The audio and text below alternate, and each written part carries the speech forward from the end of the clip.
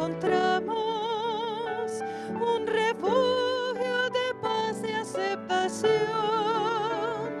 Aunque no compartamos opiniones, nos reunimos ahí pues hay amor. Edificamos familias, necesitamos del Señor. Él es el único que puede llenar nuestras vidas con amor. Compartimos sonrisas y alegría. Nuestros sueños se vuelven realidad. Las palabras de aprecio nunca faltan si Jesús es el centro del hogar. Edificamos familias, necesitamos del Señor. Él es el único que puede llenar nuestras vidas con amor.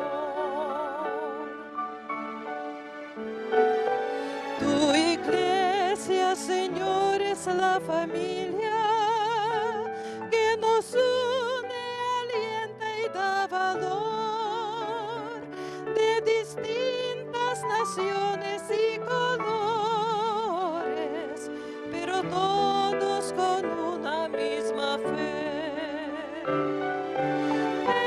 Edificamos familias, necesitamos del Señor.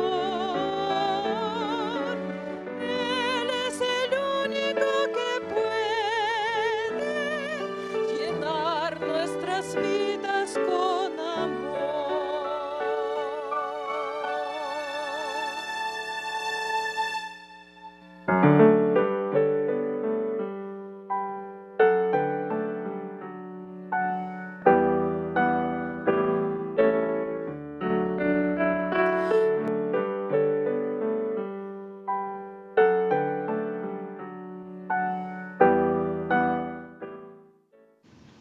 Bienvenidos sean, queridos hermanos. Agradecimiento hay en este día por unirnos, queridos hermanos, a la oración a través del culto familiar. Estamos dando la bienvenida a todos aquellos que por primera vez sintonizan la red de canales del Evangelio Eterno. Estamos en este día agradecidos al Señor por el matrimonio, institución sagrada del Señor. Sergio Huerta, Yolanda Huerta, Ministerio de Oración. Estamos agradecidos por el matrimonio, querido hermano, porque al buscar una relación con el Señor, Dios indicará cada día, hermano, su voluntad a través de cada uno de nosotros, porque Dios nos ha dejado, hermano, propósitos en nuestro hogar, que es llevar un matrimonio establecido en su orden divino. Queremos darte la bienvenida a ti, hermano querido, que has sintonizado la red de canales del Evangelio Eterno. Todos los jueves, querido hermano, se está llevando el culto familiar. Y de lo que se va a testificar en este día, hermanos, cuando hay rechazo, cuando hay desprecio para todos aquellos que muchas veces por religión, por creencias, son rechazados. Y de lo que se va a hablar son los marginados son recibidos. Qué bendición, querido hermano, que hay una oportunidad divina en el cual el Señor no juzga como el mundo juzga, sino Él tiene grande misericordia para cada uno de nosotros. Por eso en este día queremos llevar el culto familiar a la presencia sagrada del Espíritu Santo, para que Él sea el que dirija, el que gobierne ese hogar, y que todo lo que se lleve, hermano, sea porque el Señor lo está demandando. Vamos a hacer la oración, Sergio, porque queremos pedir que el Señor ponga esa gracia en tu corazón para buscarlo a Él, porque solamente Él pondrá el deseo en tu corazón de acercarte a Él. Solos no lo podemos hacer. Necesitamos la ayuda sagrada del Espíritu Santo para que a través de la intercesión que Cristo hace por nosotros, esa bendición, hermano, esté fluyendo en el hogar. Vamos a ponernos de rodillas, siguiendo lo que Cristo deja cuando ora al Padre Celestial, busca la reverencia. Vamos a hacer la oración. Padre Celestial, humildemente ante tu presencia nos acercamos ante el trono de la gracia y de la misericordia, confesando ante todo, Señor amado, el pecado que hay en nosotros. Perdónanos, Señor, por ser indiferentes, porque nos has dado, Señor, principios, nos has dejado leyes morales, leyes divinas, Señor, y por ignorancia muchas veces se ignoran. Perdónanos, Señor, porque hay falta de amor, hay falta de perdón, hay falta de unidad en los hogares. Aquí de rodillas clamamos misericordia y compasión. No tomes en cuenta palabras, pensamientos, actitudes que te han ofendido a ti y a nuestro prójimo. Perdónanos, Señor, y que la preciosa sangre de Cristo nos justifique ante ti. Señor Jesucristo, eres nuestro sumo sacerdote, nuestro mediador entre Dios y nosotros. Intercede por este arrepentimiento, porque nos duele haberte ofendido. Y no es el deseo de ofender tu presencia. Aquí de rodillas, Señor, estamos ante tu presencia, suplicando tu gracia y tu favor. Reconcílianos nuevamente y que esa hechura, esa vestidura sucia, tú la cambies por esas ropas limpias, Señor mío. Oramos ante tu presencia y nos cubrimos con la sangre de Jesús, suplicando, Señor, que bendigas las familias, los matrimonios, que es lo que tú demandas, Señor, en la casa. Gracias te doy, Señor, en el nombre de Jesús. Amén, amén. Amén, queridos hermanos, estamos agradecidos al Señor. Quisiéramos poner la base del ministerio de oración, la palabra de Dios, que está en el Salmo 25, versículo 11. La palabra de Dios nos habla, hermanos, la misericordia del Señor, de lo que Él obra a favor del que se acerca a Él con pecado. Dice, por amor de tu nombre, oh Jehová, perdonarás también mi pecado, que es grande. Hermano querido, mucha gente vive en condenación, mucha gente vive rechazada porque piensa que Dios no le va a perdonar. Y es mentira, hermano. Si tú te acercas al Señor, así en la condición que estás, con arrepentimiento, con dolor por haber ofendido al Señor, el Señor dice, un corazón contrito y humillado no desprecio. Por eso en este día, querido hermano, vamos a hablar de lo que se margina, de lo que se rechaza. ¿Te han rechazado? Hay rechazos, hay marginación. Cuando por tu religión, cuando por tus creencias, por cualquier cosa, hermano, siempre habrá rechazo. Y te sientes, hermano, lastimado. Pero si vas al que tiene la vida, el que tiene la justificación, el que tiene la misericordia, sentirás, hermano, esa influencia que da el perdón a través de la oración. Por eso el tema se va a llamar Los marginados son recibidos.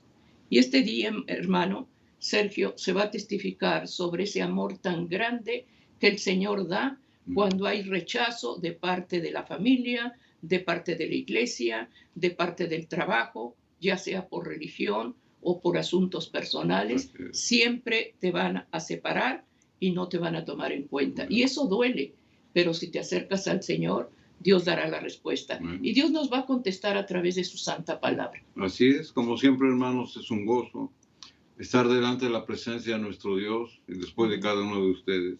Amén. La palabra de Dios, hermanos, es el alimento de la vida.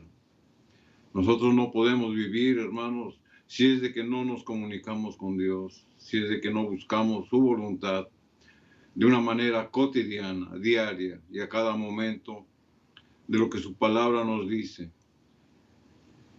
El hombre, hermano, no puede vivir sin respirar el aire. El cristiano no puede vivir sin alimentarse de la palabra de Dios. Es por eso, hermanos, que debemos de cimentar nuestra fe, nuestras creencias y nuestra propia vida en la voluntad de Dios que fue registrada en este santo libro. La palabra de Dios, hermanos, es una guía. Así como el piloto tiene un timón para guiar a su nave, para cruzar los mares y las tempestades que se le presentan, de esa misma manera, hermanos, la palabra de Dios es nuestra guía, porque nuestro gran piloto es nuestro Señor Jesucristo, que nos lleva, hermanos, por lugares donde tenemos que transitar. Y aun y cuando haya tormentas y tempestades, hermanos, la palabra de Dios es la que nos va a afianzar. En esta oportunidad vamos a tener el tema cuyo título se llama Los marginados son recibidos. ¿Pero qué es un marginado? Un marginado es una persona no integrada a un grupo o a una ideología, que es excluido por los demás, ya sea por sus ideales, por sus creencias, inclusive, hermanos, por su estatus social, por su misma personalidad. La sociedad lo rechaza. Es por eso, hermanos, que para el cristiano no es la excepción en esta regla. Al contrario, el cristiano es el que es más atacado por sus ideales, por su obediencia a Dios, por su no participación en cosas que ofenden a Dios. Pero sin embargo, hermanos, la promesa de Dios es de que Él se acepta al marginado o al rechazado. Es decir, los marginados son los segregados, los marginados son los relegados, los marginados son los discriminados. Es por eso, hermanos, que nos tenemos que ir a la palabra de Dios, para que la palabra de Dios sea la que nos alimente. La Biblia, hermanos, nos presenta casos donde nosotros podemos aprender y la Biblia misma nos enseña de cómo nuestra fe debe de florecer en medio del rechazo de la sociedad. Vamos a presentar el caso de los leprosos. Los leprosos, hermanos, eran marginados de la sociedad, porque por su enfermedad los consideraban como pecadores. Pero Jesús sí los recibía. Vamos a ver este texto en el libro de San Marcos, en el capítulo 1 y el versículo 40, donde la Escritura dice, y vino a él un leproso, rogándole, e hincada la rodilla le dijo, si quieres, puedes limpiarme. Esta fue la petición, el clamor, el ruego de este leproso. La palabra de Dios nos enseña, hermanos, que la lepra era considerada como un castigo de Dios, porque ellos tenían ese concepto. Se suponía, hermanos, que la lepra era una manifestación externa de un pecado interno. Y el que sufría era rechazado. Era un rechazado moral, era un rechazado social, era un rechazado religioso. Pero también lo consideraban, hermanos, como abandonado por Dios. O sea, era una enfermedad, hermanos, que el que la tenía era condenado por la sociedad, pero también por los mismos dirigentes judíos. Recordemos, hermanos, que la lepra es una infección que es producida por un microorganismo que causa irritación o úlceras en la piel de ciertas características. Tiene una característica muy especial que es un analgésico. Esta enfermedad, hermanos, hace que se produzca la sensibilidad en la piel. Y los resultados de esta insensibilidad en la piel, hermanos, es la destrucción de las manos, de la cara y de los pies. ¿Por qué? Por el desgaste y por las mismas bacterias que causan esta enfermedad. De aquí se tiene un mal concepto, porque la gente piensa que a un leproso se le cae la carne. Y no es de que se le caiga la carne, sino que las mismas bacterias, hermanos, van carcomiendo por la infección que causan, y eso es la lepra, o sea, de una manera sintetizada. Pero sin en cambio, los judíos la veían, hermanos, como una condenación, porque ellos veían que esa enfermedad, hermanos, era causada por una enfermedad interna, por eso los consideraban pecadores. Pero sin embargo, hermanos, por el texto que estamos leyendo, a Jesús se le acerca un leproso. Los leprosos, hermanos, eran marginados. Era gente que estaba segregada, que no convivían con el pueblo. Tenían lugares especiales fuera de la ciudad para habitar y nadie se podía acercar, ni para darles alimentos. Se los ponían a cierta distancia cuando no había nadie. Ellos se retiraban, entonces los leprosos venían por los alimentos. No se les podía tocar porque los consideraban inmundos. Pero sin en cambio este leproso vino a Jesús e hincado de rodillas le dice, si quieres puedes limpiarme. Tal parece que el pedido que le hace este leproso al Señor lo hacía con desánimo, por su condición de rechazo por los demás. Por eso le dice, si quieres puedes limpiarme. La palabra de Dios nos enseña, hermanos, cómo Jesús lo ve, cómo Jesús tiene compasión de él y cómo Jesús le contesta. En el versículo 41 de aquí de San Marcos 1, la escritura sigue diciendo, y Jesús, teniendo misericordia de él, extendió la mano y le tocó y le dijo, quiero ser limpio. Amén. Y le tocó. Cuando la ley prohibía que se tocara al inmundo, Cristo lo toca. No se le podía tocar, pero Jesús sí lo hace. ¿Para qué? Para darle confianza. Lo toca sin temor y lo limpia. Como simbolismo de sanar su alma y como simbolismo de sanar su cuerpo. Y lo liberó de la marginación. Amén. Este hombre, hermanos, que era rechazado, que era discriminado, que era segregado por los demás, se acerca a Jesús, Jesús lo toca, hermanos, con compasión, con amor, y lo sana, porque esa era su voluntad. De esa misma manera, hermanos, lo podemos ver de una manera espiritual. Muchos de nosotros, hermanos, nos sentimos enfermos por el rechazo que recibimos. Sin en cambio, hermanos, así como el leproso se acercó con Jesús y le pidió que lo limpiara, Jesús lo hace.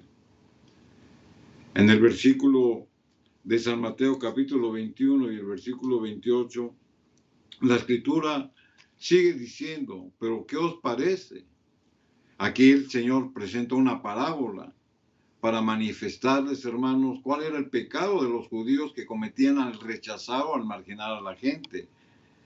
Y les dice de esta manera, dice, ¿qué les parece? Un hombre tenía 2 hijos y acercándose a él el primero le dijo, hijo, ve hoy a trabajar a mi viña. El Señor Jesucristo, hermanos, aquí presenta, en esta parábola, representa al hombre como el mismo Dios. Pero la Escritura dice que tenía 2 hijos. Y estos 2 hijos, hermanos, representan 2 clases de personas, los obedientes y los desobedientes. Al primero le dijo, ve a los que no profesan servir a Dios y los rechazan constantemente. Es decir, todos aquellos que se dicen ser cristianos, hermanos, pero que no hacen nada. A eso representa este hijo. Por eso el Señor le dice, vete hoy a trabajar. ¿Por qué? Porque estaba sin hacer nada. Él decía tener la fe, pero no se esforzaba, no la buscaba, no daba testimonio. Permanecía en un estado pasivo. En el versículo 29 de este mismo libro, la Escritura dice, respondiendo él, ¿quién? Jesús, el hijo, dijo, no quiero, pero después arrepentido fue. Este hijo, hermanos, desafió abiertamente la autoridad de su padre, porque en la primera instancia él no quería ir, pero después reflexiona y le dijo, y fue, porque se sentía con el derecho de gozar de los privilegios del Padre. Por eso es que no iba, porque decía, si tengo a mi Padre que me provea. Pero sin en cambio entra a la reflexión y fue. Él no estaba dispuesto a cumplir sus obligaciones como hijo, pero sin en cambio, hermano, se arrepintió y fue. En el versículo número 30, la Escritura sigue diciendo, y vino al segundo hijo, y le dijo, de la misma manera, y respondiendo el hijo, yo, Señor, voy, pero sin en cambio no fue. Este hijo representa a todos los que dicen ser hijos de Dios, pero no se someten a la autoridad del Padre. Y Jesús pregunta como conclusión en esta parábola, en el siguiente versículo 31, ¿cuál de los 2 hizo la voluntad de su padre? O sea, le pregunta a los judíos. Dijeron ellos, el primero. Jesús les dijo, de cierto os digo que los publicanos y las rameras van delante de vosotros al reino de Dios. Aquí parece, hermanos, que la respuesta de nuestro Señor Jesucristo es una respuesta confusa, porque les está respondiendo con otra ilustración. O sea, no les contesta directamente.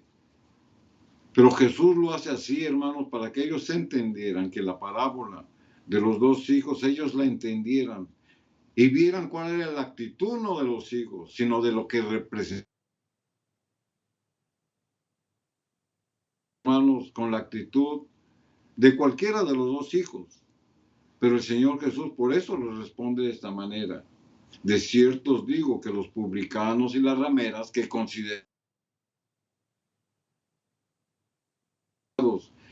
consideraban marginados, dice, van delante de vosotros. Es decir, tendrán privilegios que ustedes no tienen.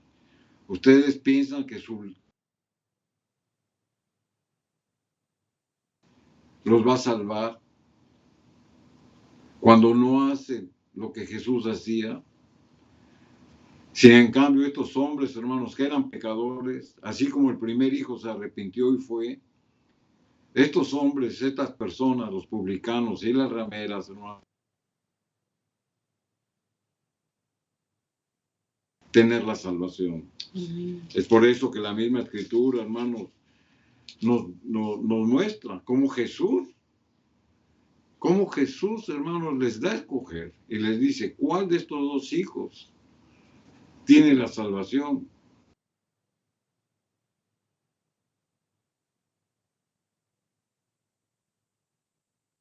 Eso, sin en cambio el otro se rebeló, pero se arrepintió. Y luego ahí es donde entra el contraste con la respuesta que nuestro Señor les da.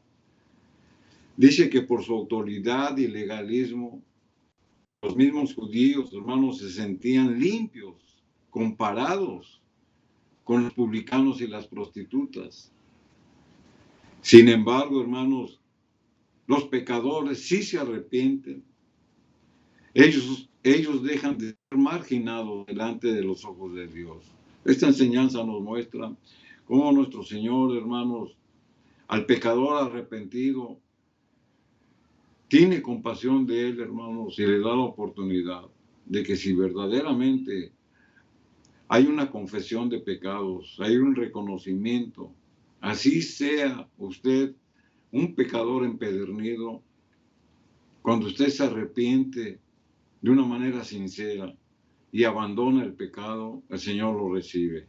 Por eso, aquellos que son marginados y segregados por la sociedad o por el mismo hombre, Jesús sí lo recibe. Amén. ¿Cuántos hogares viven ese rechazo?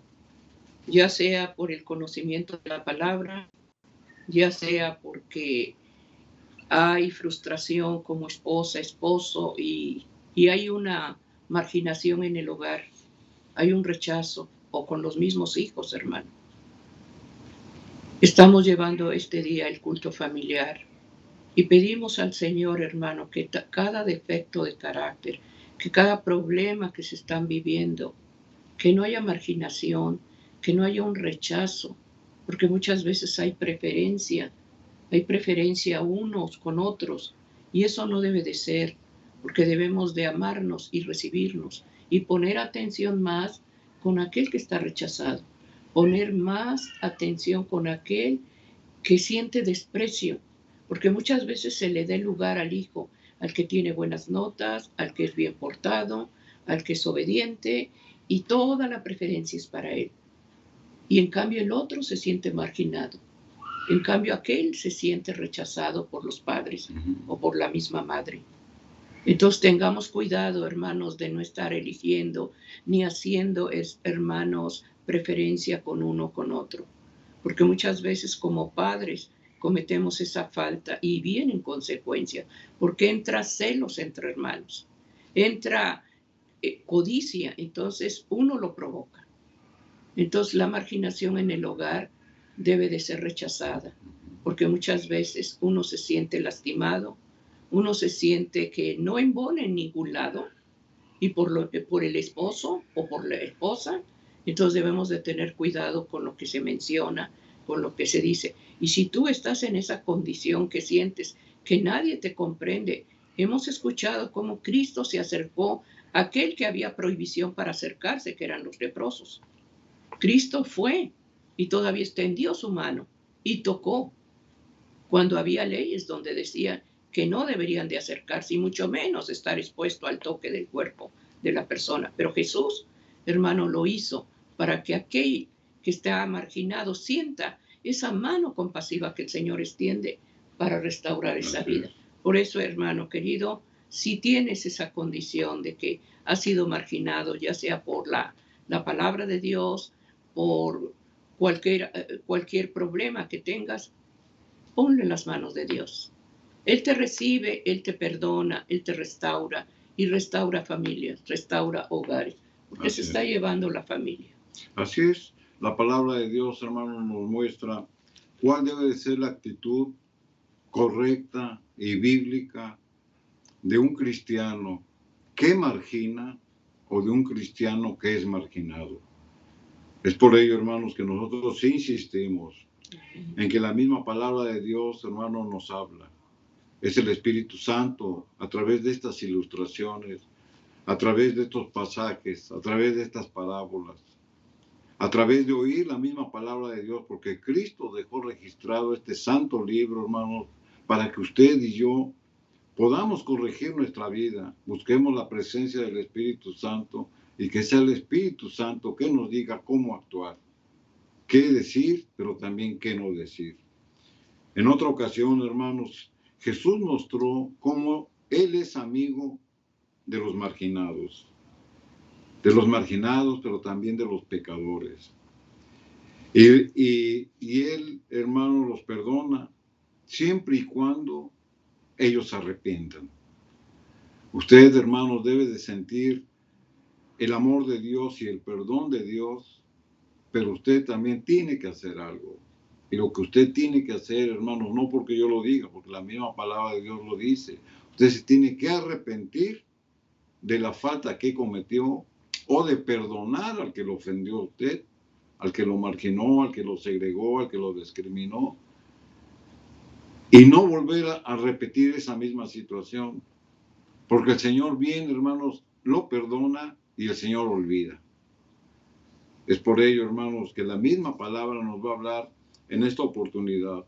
Aquí en el libro de San Lucas, el versículo 7 y el versículo número 36 y 37, la Escritura dice, y le rogó uno de los fariseos a Jesús que comiese con él.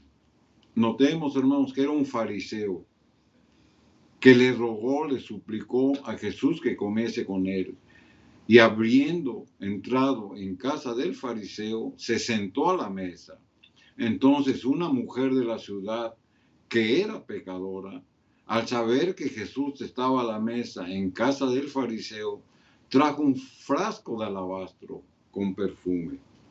Jesús, hermanos, se hallaba en la casa de Simón el fariseo, a quien Jesús le había sanado de la lepra, y le expresó su gratitud por medio de un banquete.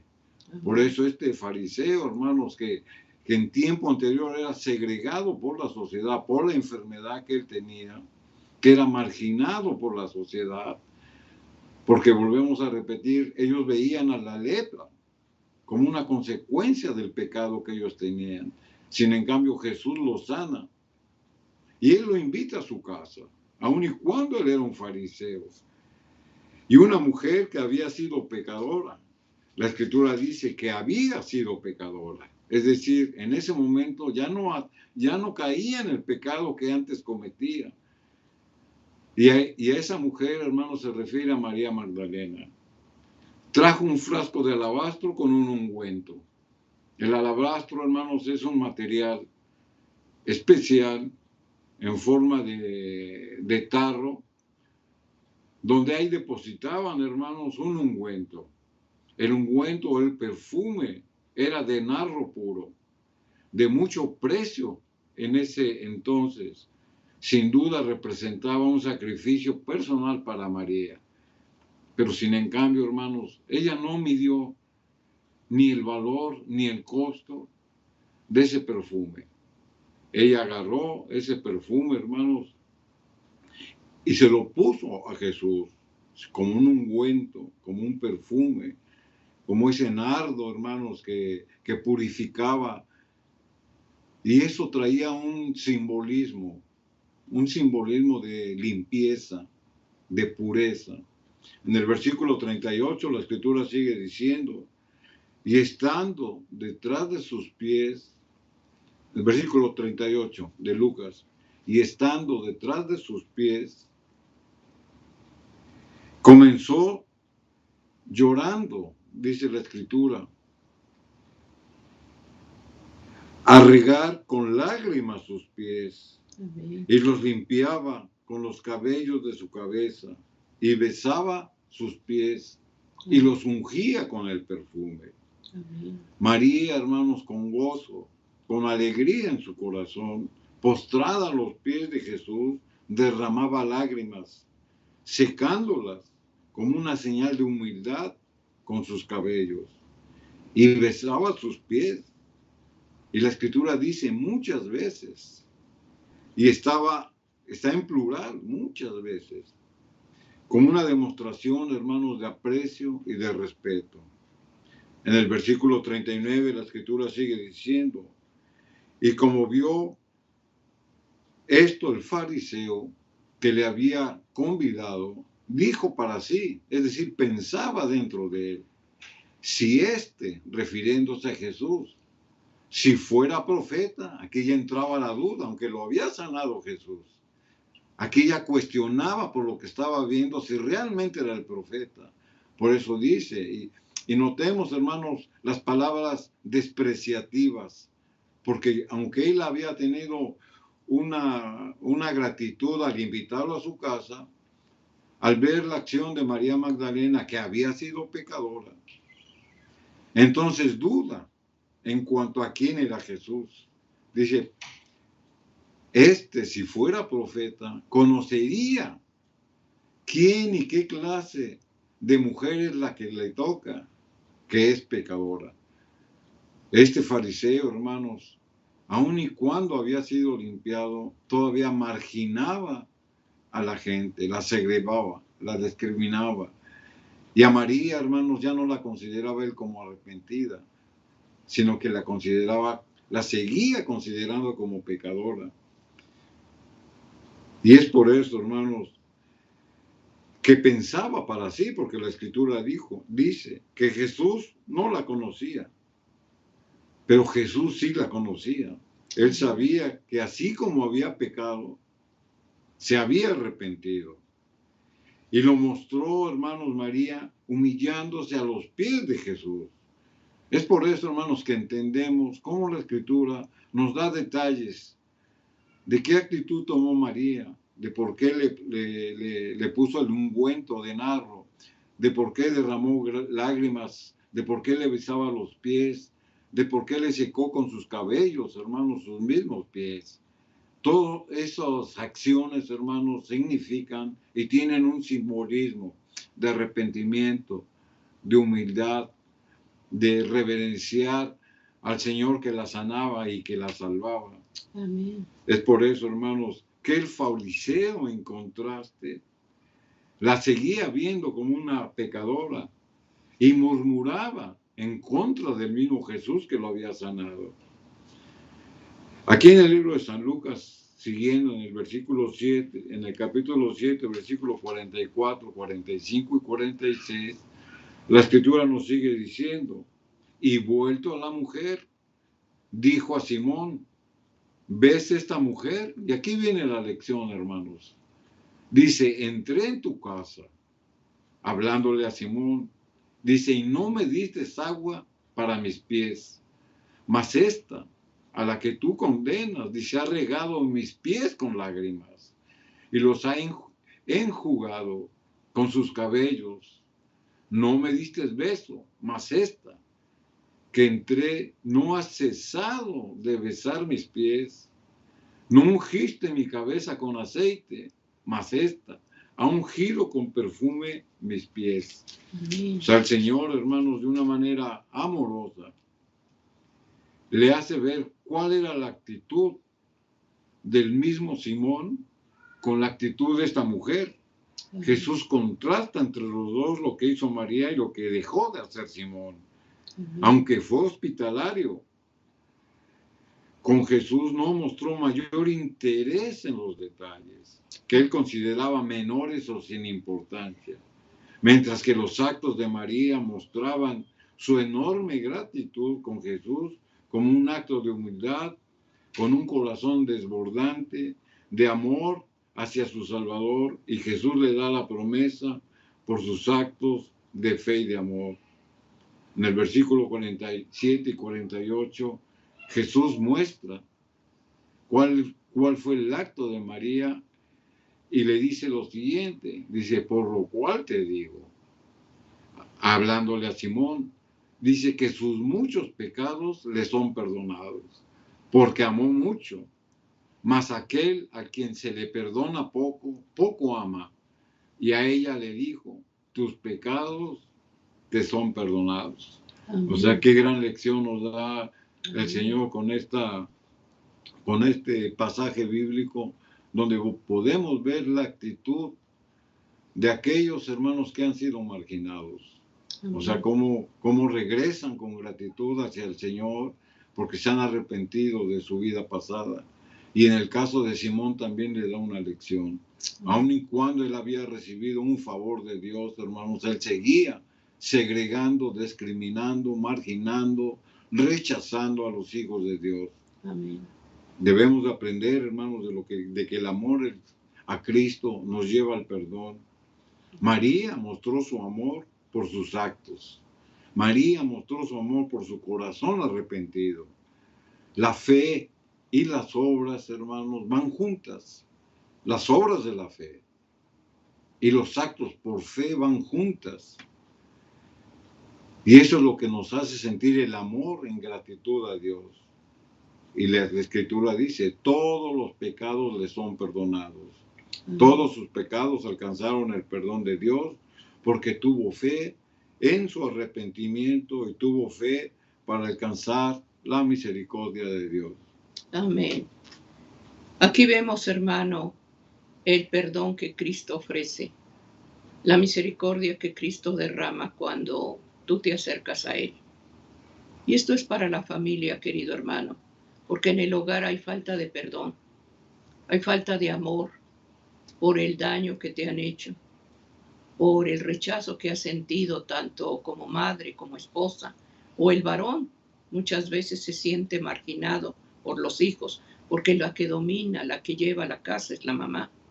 ¿Por qué? Porque ese varón ha dejado su responsabilidad y la madre toma el cargo de todo. Y muchas veces hay marginación en el hombre. Pero aquí vemos, hermano, la misericordia de Dios con esta mujer. Y eso, hermano, el agradecimiento a Dios, el dar gracias a Dios por ese perdón que te otorgó, hermano, cuando buscaste de su presencia, cuando le pediste al Señor el perdón por tus faltas, el perdón por lo que cometes, hermano, que muchas veces son rechazo, son palabras que ofenden, que hieren en el hogar, hermano. Es a donde muchas veces se ganan guerras o se pierden guerras por falta de amor. Ahí, hermano, vemos esta mujer que muchos pecados Jesús le perdonó. Qué hermoso es que el Señor nos dice, tus pecados te son perdonados, pero no peques más. Ahí vemos, hermanos, que eso fue un motivo, que ese alabastro, que ese perfume, hermano, que esa crítica del que veía, ese derrame de esa costosa alabastro que rompió esa mujer. Ella vio la gratitud, ella valoró mucho que Cristo perdonó su falta. El único que se acercó con amor para decirle, ni yo te condeno, fue Cristo. Y esas palabras las queremos oír cada día en nuestro hogar. Adelante, sigue, no te condeno. Por eso es importante, hermanos, que cuando Dios nos perdona, sea un motivo de adoración, sea un motivo de unirnos más en familia, con nuestro esposo, con nuestros hijos, con el que habita en la casa. Ser agradecidos por el perdón y la misericordia. Cada día el Señor da la oportunidad y el perdón es amplio en perdonar. Así es. Entonces, lento para la ira y grande en misericordia. Y no es porque el Señor vaya a pasar, hermano, por mal el pecado. El Señor ve la condición que tú tienes y si ve el arrepentimiento que hay en tu corazón, porque el arrepentimiento trae dolor, porque ofendimos a Dios y no vivimos en paz en la casa. No vivimos en paz con el esposo, con los hijos, porque hay un remordimiento que te está doliendo. Entonces debemos de buscar cada día la unidad entre esposo, entre hijos, entre familia. Esta mujer, hermanos, derramó sus lágrimas, besó los pies de Cristo, enjugó con sus cabellos, hermano, esos pies sagrados. Y es lo que debemos de ser, ir ante el Señor y pedirle, Señor, edifica mi familia. Ayúdame como esposa, ayúdame como esposo, como padres. Necesitamos la alianza de tu presencia. Ella estuvo agradecida y ese agradecimiento, hermano, debe de ser recordando de dónde nos ha sacado el Señor para que cada día busquemos más su amor, su perdón a través del culto familiar. Así es. Si por alguna circunstancia, hermanos, usted se siente o ha pasado por esa experiencia de ser rechazado por alguna circunstancia, de ser segregado, de ser relegado o de ser discriminado por la misma sociedad, por su misma familia. Usted, hermanos, tenga compasión de aquellos que lo señalan a usted, porque esa es la actitud cristiana, es la actitud de Cristo. Debemos de pedirle perdón al Señor porque esa gente nos ofenda. Pero usted puede decir, bueno, ¿yo cómo voy a perdonar si yo soy el ofendido? Porque muchas veces reaccionamos como Simón el fariseo, que pensamos para nosotros mismos que no nos merecemos lo que está pasando. Pero dentro de esa situación, hermanos, Dios nos está mostrando algo. Por eso Jesús, hermanos, sí recibe al marginado. Y debemos de tener un corazón, hermanos, para perdonar. Ahí es donde viene el arrepentimiento, por si han cruzado por nuestra mente malos pensamientos en contra del que nos ofende. Por eso, como conclusión a este pasaje bíblico, aquí en San Lucas 7:50, el Jesús le dice a la mujer, y el Jesús le dice a usted, y el Jesús me dice a mí.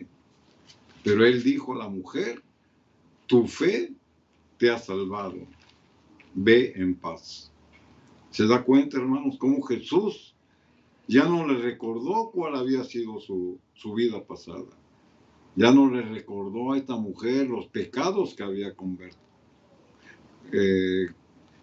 hecho. Recordemos que María Magdalena, hermanos, en su vida pasada fue una ramera, fue una prostituta. Mas sin en cambio, hermanos, esa misma falta la llevó a muchas otras faltas. Pero cuando tuvo, hermanos, ese arrepentimiento sincero, Jesús le da esta promesa. Dice, tu fe te ha salvado. ¿Tu fe en quién? Tu fe en Cristo, tu fe en el que te salva, tu fe en el que te perdona.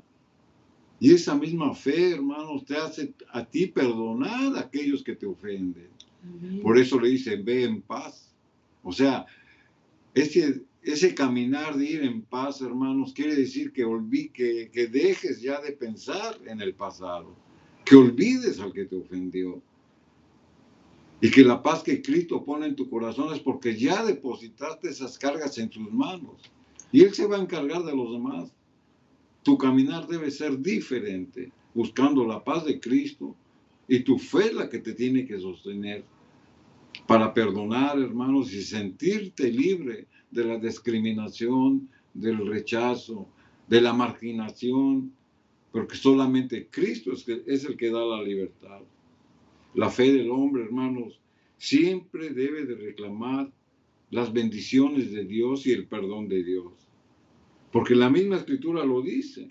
porque sin fe es imposible agradar a Dios. Por eso Jesús le dice a esta mujer, tu fe te ha salvado. Porque él sabía que si no había una fe sincera en esta mujer, hermanos, no podía agradar a Dios, porque así está escrito. El sentimiento, hermanos, de la dependencia y necesidad de Dios debe ir acompañada con fe. Sin embargo, hermanos, el adversario hace su parte. ¿Y cuál es la parte del adversario? Venir y robar estas bendiciones, de engañar, de hacer lo que él cree que los pecadores son despreciados. Muchas veces pensamos, ¿yo cómo puedo perdonar si me lastimaron mucho? Inclusive, mucha gente llega a decir, no, yo no te perdono, pues te perdone Dios. Y no funciona así, hermanos. Porque la Escritura dice que nosotros debemos de perdonar para que Dios nos perdone. Amén. Es por eso, hermanos, que debemos de fomentar nuestra fe y debemos de mantenerla firme. Aquí en el libro de San Lucas, en el capítulo 4, en el versículo 14 y 15, la Escritura nos sigue diciendo, y Jesús volvió en el poder del Espíritu a Galilea, y se difundió su fama por toda la tierra de alrededor, y enseñaba en las sinagogas de ellos, y era glorificado de todos. Recordemos, hermanos, el contexto de estos versículos donde Jesús había sido bautizado en las aguas del Jordán y ahí recibió el Espíritu Santo. El Espíritu Santo fue quien lo llevó a orar y ayunar como preparación para su ministerio terrenal. Y él empieza su obra evangelística. Y aquí es donde notamos estos versículos. Dice que volvió en el poder del Espíritu, porque había sido bautizado, porque ya había sido ungido con el Espíritu Santo. El Espíritu Santo lo lleva a orar y ayunar. Y entonces él va, hermanos, y lo primero que hace, según lo relata Juan, es de que en el poder que el Espíritu Santo ya le había concedido por medio de la oración y el ayuno, él enseñaba en las sinagogas y era glorificado por todos. Es lo que la palabra de Dios nos enseña. Pero también, hermanos, debemos de notar cuándo Jesús lo hacía. Y eso lo dice en el versículo 16 y 17.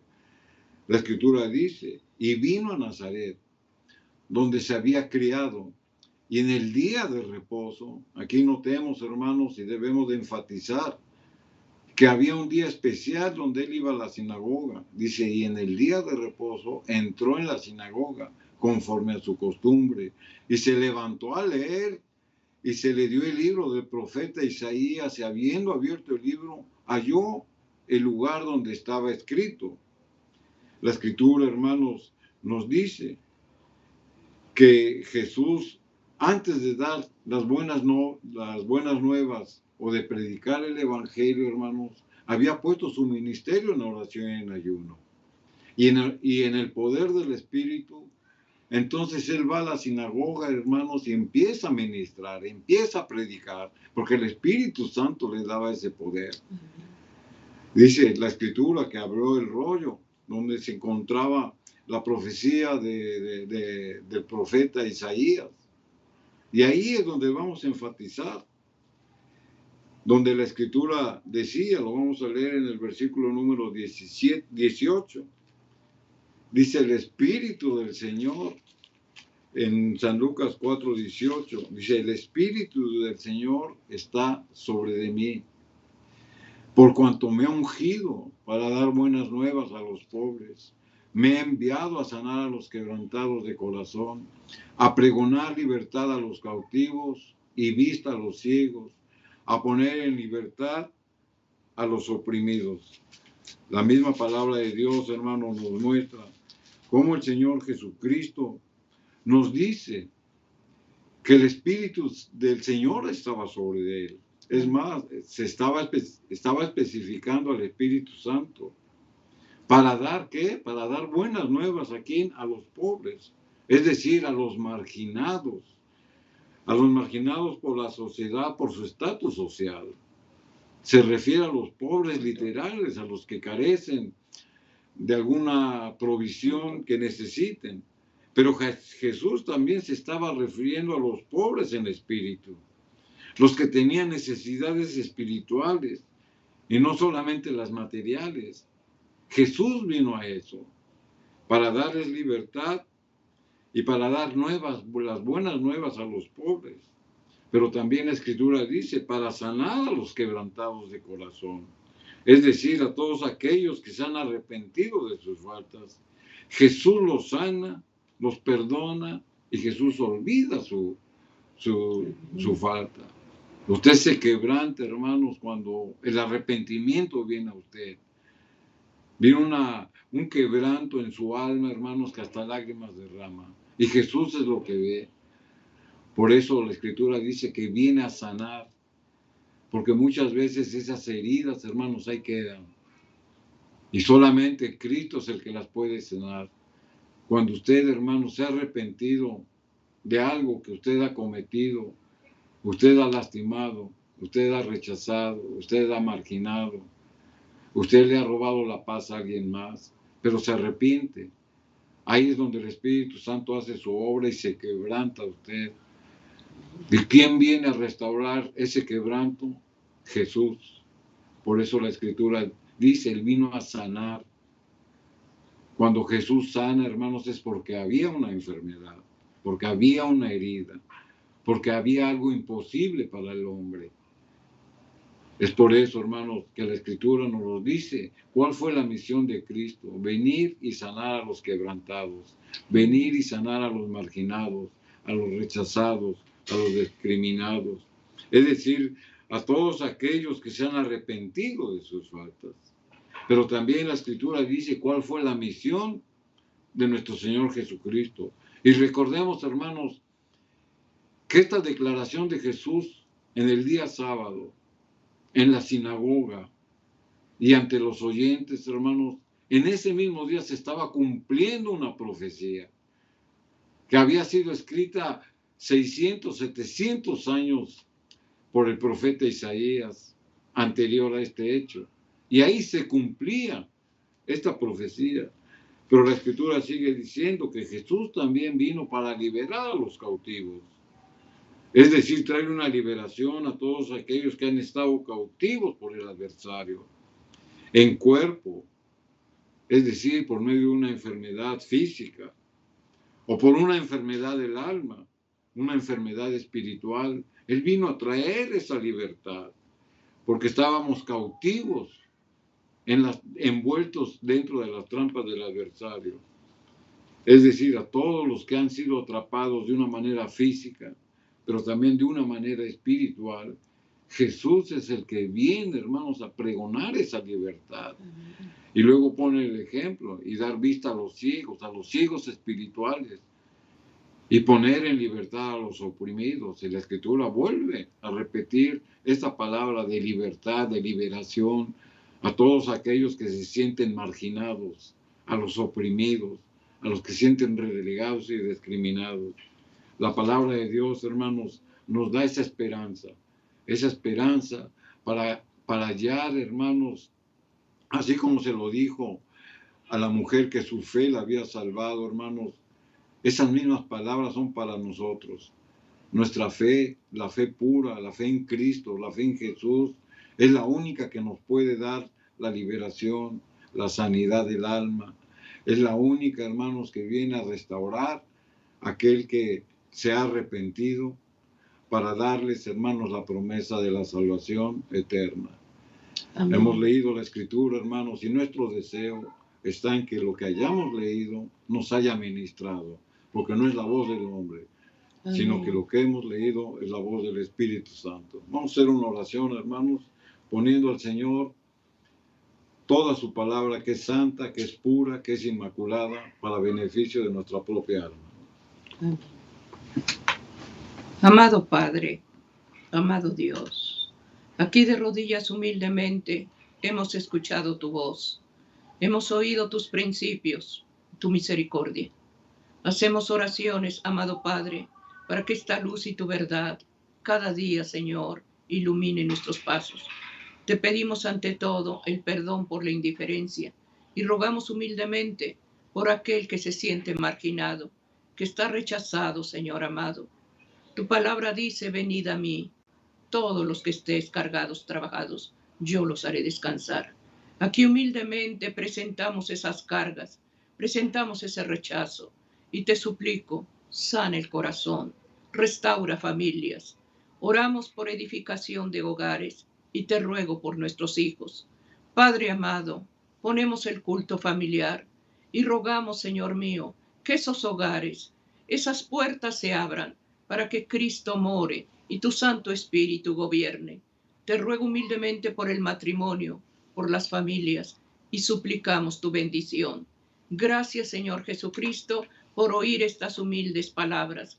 Todo esto lo he pedido con fe, y con fe lo recibiremos. Amén, amén. Agradecimiento hay, queridos hermanos, que la paz del Señor esté en cada hogar y que vivamos cada día unidos en el amor de Dios. Bendiciones. Amén.